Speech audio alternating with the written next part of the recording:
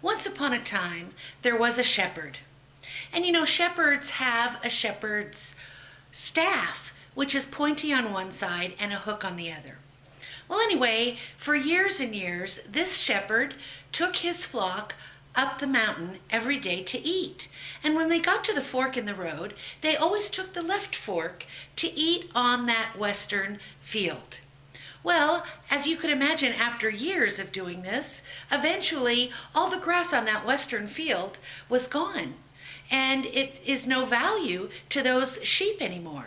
But when the shepherd turned right and looked at the eastern field, he saw that it was lush and full of wonderful, wonderful grass for the sheep, for the flock.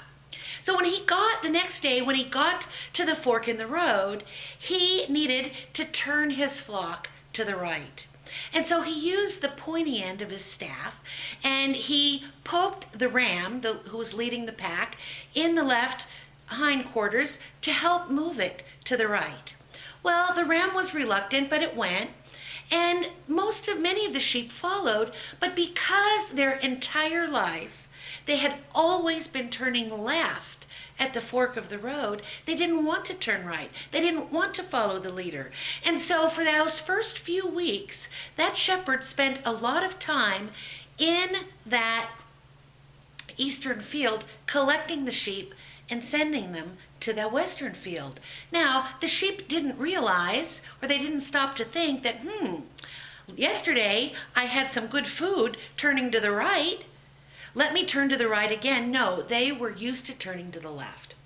So anyway, after 2 weeks, this young shepherd asked the shepherd in his town for some advice. And the shepherd said, instead of poking those sheep with the sharp end of your staff, why don't you use the curved end and gently lead them over to the right? And so he tried that. He tried that with that leading ram, and he gently turned him to the right, to that eastern field. And he had a lot of success, but not 100% success. And every sheep that wanted to turn left, he would use that crook. But still, it wasn't 100% successful. So finally, on that 4th week, he's kind of beside himself. And as he gets to the fork in the road, is on the main pathway, he stumbles and he falls over a rock. And as he's getting up, he turns to the left and he makes this great discovery. From the vantage point of where the sheep can see, they can't see anything. They can't see the barrenness to the left, and they can't see the lush greenery to the right. And so what he decided to do that day is take that leading ram and lift him up. Lift him up so the ram could see to the left and the ram could see to the right. And when he did that, that leading ram ran to the right field. And most followed. And that day, the shepherd stayed at the fork of the road. And any of his flock that wanted to turn left, he just lifted them up and let them see to the left and to the right. And sure enough, after 1 week, they all turned right automatically. Hi, I'm Janet Kingsley, and I am a coach and a mentor helping overwhelmed and overworked and overcommitted women stop the cycle of self-sabotage. Stop the cycle of self-doubt so that they can move into the life that they're here to live. A life of passion and beauty and brilliance and boldness. A life of meaning. And one of these days, I'm going to get my own statement of what it is that I do. I'm going to get it memorized, perhaps, because on every video, if you go back through them, you'll notice I say something different. But in any case, how many times do we need a different viewpoint? How many times do we veer to the left? We always go to the left because it's a habit, it's a pattern. And maybe we're not getting nourished. Maybe we're not getting the rewards. Maybe we're not getting the recognition. Maybe we're not getting the satisfaction that we used to get doing the things that we used to do the same old way that we used to always do them.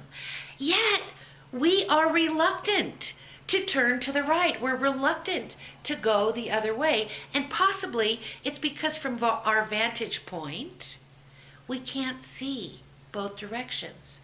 So we stay with what is familiar.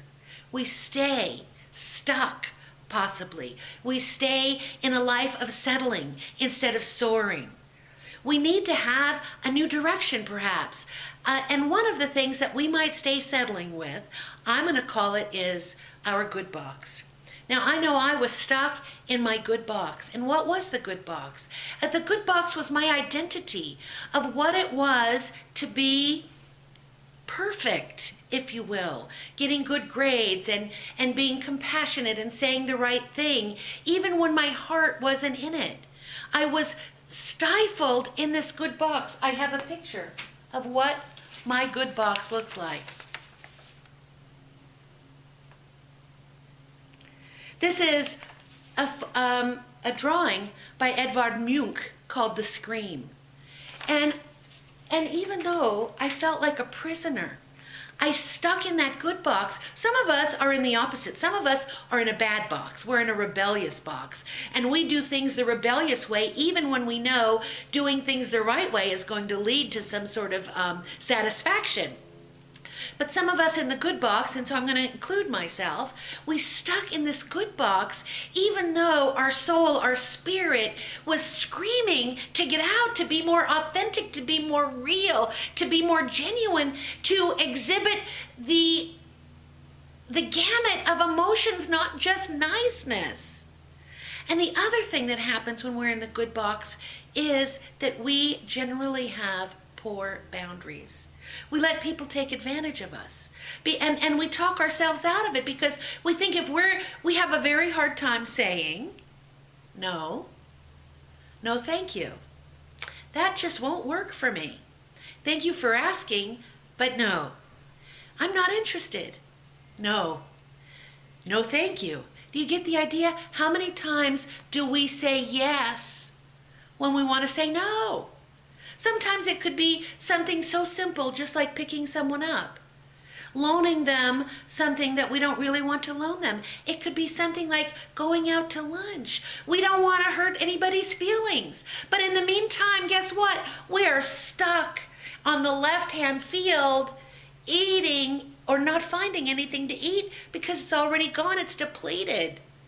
When we say yes to other people when we really mean no, not only is that a boundary issue, but we are robbing our sense of self-worth, self-esteem. But we talk ourselves into it because here's what we say.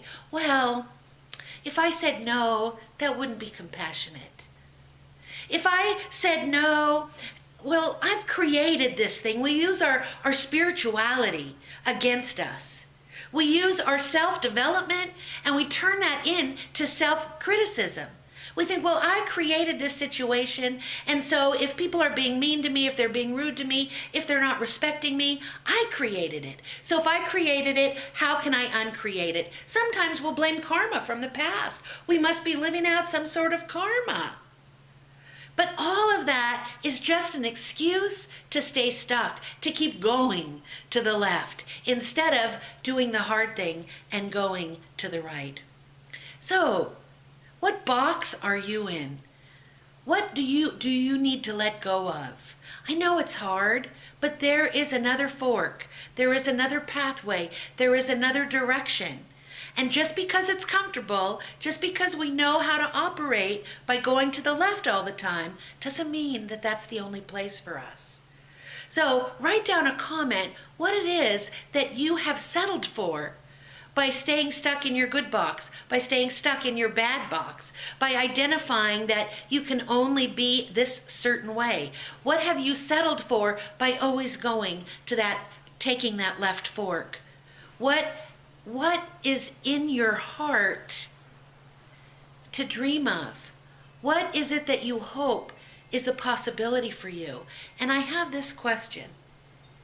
What if saying no? What if setting boundaries? What if it was the way to greater self-esteem?